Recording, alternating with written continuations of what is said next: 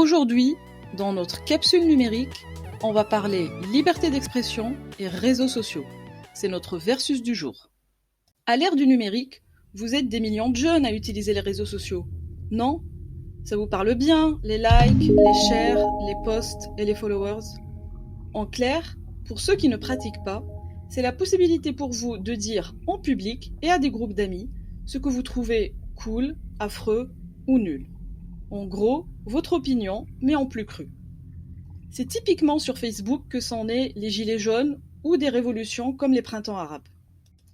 C'est cool la liberté que les réseaux sociaux vous donnent. Vous pouvez produire du contenu ou le partager. Mais la question, est-ce que nous pouvons tout dire sur les réseaux sociaux ?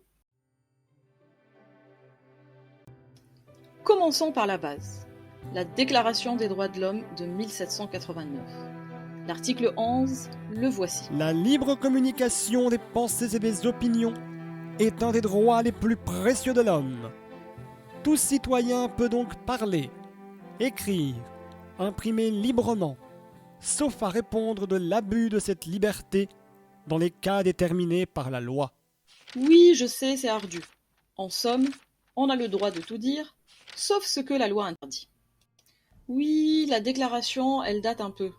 Pour dire, c'est un fruit de la Révolution française.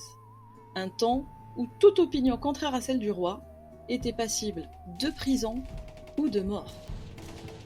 Cette liberté d'expression dont nous jouissons aujourd'hui, nous nous sommes vraiment battus pour l'avoir. Donc oui, c'est précieux, et dans de nombreux pays, ça n'existe juste pas. On peut se retrouver en prison ou perdre la vie pour avoir simplement exprimé son point de vue. Mais tout de même, en tant que citoyens, nous sommes tous responsables de la liberté d'expression. Et oui, c'est un droit précieux et fragile si nous ne prenons pas conscience, les uns et les autres, de ce que cela implique comme devoir. Faire un mauvais usage de notre liberté d'expression, c'est donner un carton rouge à la démocratie et une carte blanche à la censure et au régime autoritaire. La liberté d'expression est un droit, mais qui implique aussi des devoirs. Tout réside donc dans l'abus de ces droits. En fait, dans ce que vous dites, il y a des choses qui blessent et peuvent se retourner contre vous, ou d'autres, tout simplement interdites. Si on peut tous s'injurier à longueur de journée, il est où le respect ? Et comment dans ce contexte vivre ensemble en paix ? Quand vous publiez ou partagez du contenu incitant à la haine ou à la violence, par exemple un tweet par-ci ou un post par-là avec des propos sur fond homophobes, racistes ou qui vont stigmatiser une communauté, vous portez clairement atteinte à la liberté d'expression. Si vous injuriez ou répandez de fausses rumeurs, c'est de la diffamation. Et non seulement c'est puni par la loi, mais ça peut avoir des conséquences graves sur quelqu'un. Dites-vous qu'on ne gagne rien à faire disparaître ceux qui pensent autrement. Et souvent, on peut devenir victime à son tour très vite. Sachez que l'anonymat n'existe pas sur Internet. Et oui, même avec un pseudo, vous pouvez potentiellement être poursuivi, car tout fait est identifiable. Je vous vois venir. Vous allez me dire... Bonjour la liberté d'expression. Si on peut plus rien dire alors, même pas exprimer un désaccord avec un autre internaute. Eh bien non, c'est là où votre liberté d'expression intervient et elle reste fondamentale. Vous pouvez exprimer votre opinion ou votre désaccord, mais sans déferler de la haine ou de la violence. Souvenez-vous de cette citation.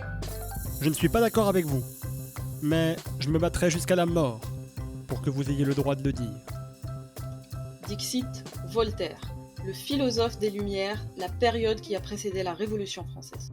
Pour maintenir et défendre notre droit de liberté d'expression, nous devons adopter une attitude numérique qui va être civique, responsable, respectueuse, collaborative et éclairée. Oui, je sais, ça semble trop, mais je vais vous dire comment. Si quelque chose vous fait bondir, attendez avant de réagir, le temps peut vous calmer. Vous avez aussi un droit à l'image, exercez-le. Le droit à l'image, ce n'est pas uniquement la fois où votre ami a fait un snap pas très glorieux de vous et l'a partagé. Entre parenthèses, il n'avait pas le droit. C'est aussi à vous de préserver votre vie privée et de maîtriser vos publications personnelles. Internet ne vous oublie pas. On trouvera toujours ce que vous avez publié, même très longtemps après. Et quitte à laisser une trace, autant laisser celle de grands personnages comme Gandhi ou Mandela, vous les connaissez.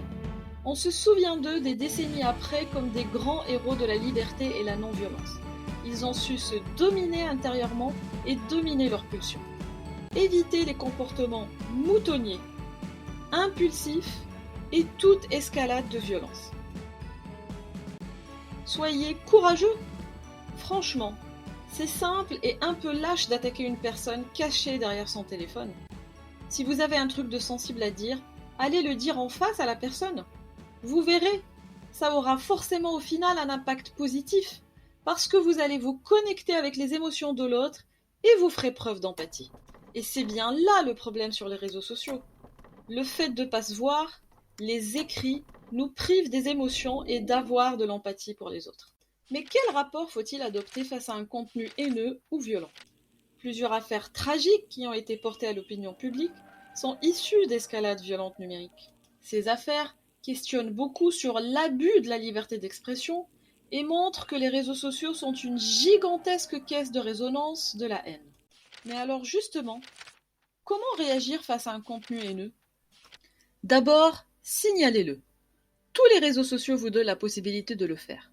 Ne faites pas les héros en voulant vous-même combattre les auteurs, mais utilisez les voies classiques, vous ferez progresser la cause. Sur les pages, les groupes et les forums, demandez à l'administrateur de supprimer le contenu. La plateforme gouvernementale Pharos est aussi un moyen de signaler les contenus haineux ou violents.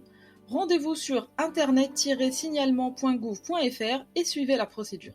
Ça se fait en moins de 5 minutes et c'est une plateforme généraliste où vous pouvez déclarer des contenus avec des injures, de la diffamation, de la violence, du racisme ou du terrorisme. Surtout, ne partagez pas à votre tour le contenu. Ne l'encouragez pas en laissant des commentaires et ne réagissez pas de manière instantanée. L'instantanéité des écrits risque de vous mener vers un débordement. Si vous avez envie de réagir à un contenu qui vous semble haineux, ne dirigez pas vos flèches contre l'auteur, mais plutôt contre le message qu'il véhicule. Le contenu est pour vous mensonger ? Répondez avec des preuves ou des sources fiables. Les propos sont provocateurs ? Le mieux, c'est l'indifférence. Ne vous engagez pas dans un débat stérile. N'insultez ni n'attaquez pas l'auteur. Souvenez-vous que la haine appelle la haine. Vous avez lancé une rumeur et vous trouvez ça tellement drôle. Votre blague peut être source de harcèlement. Derrière beaucoup de messages que vous allez lire se cachent des trolls. Leur but est uniquement de provoquer.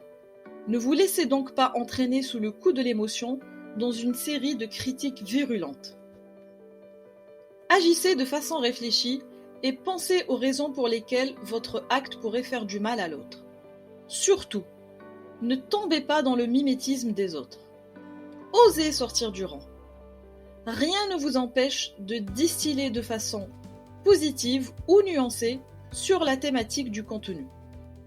Ça sera votre façon subtile de lutter et de pratiquer votre liberté d'expression. Et nous ferons ainsi honneur à tous ceux et toutes celles qui, dans les guerres et les révolutions, sont morts pour que nous puissions vivre libres et debout.